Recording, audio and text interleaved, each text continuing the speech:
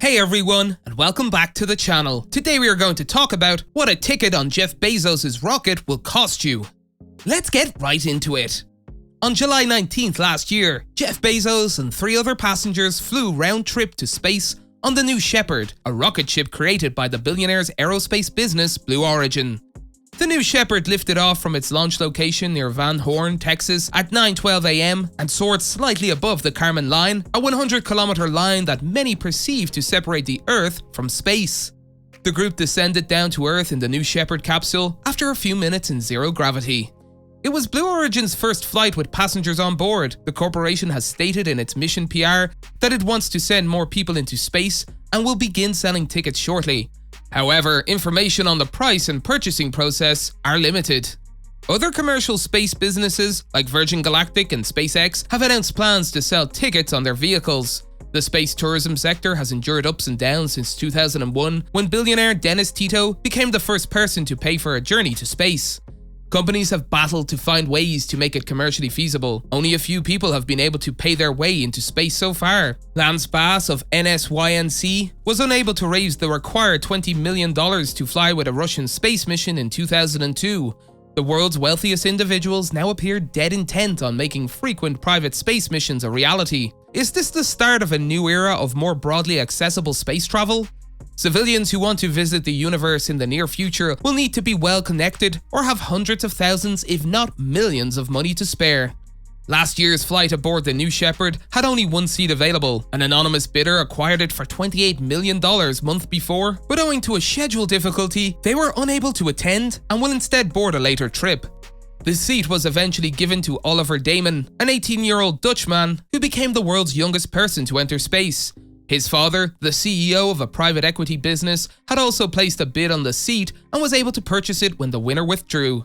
However, Blue Origin has not revealed how much the elder Damon paid.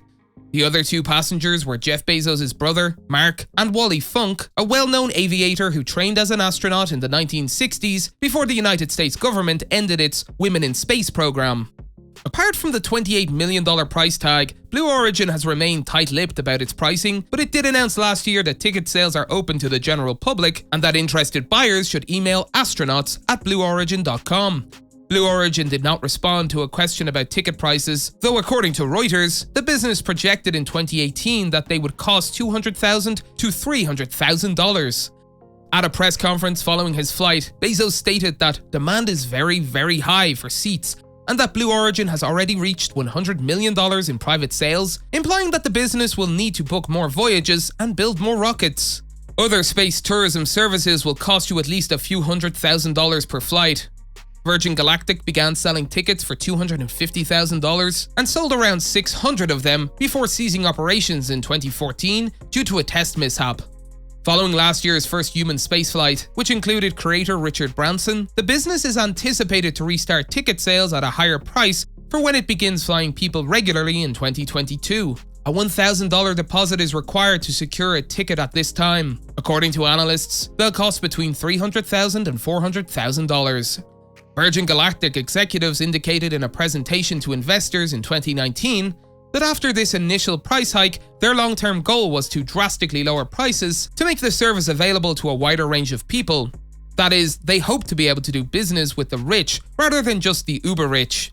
They speculated that 1.78 million persons with a net worth of more than $10 million could theoretically afford a $100,000 ticket, while 5.07 million people with a net worth of more than $5 million may be willing to pay $50,000 for a ticket when considering the size of the ticket market.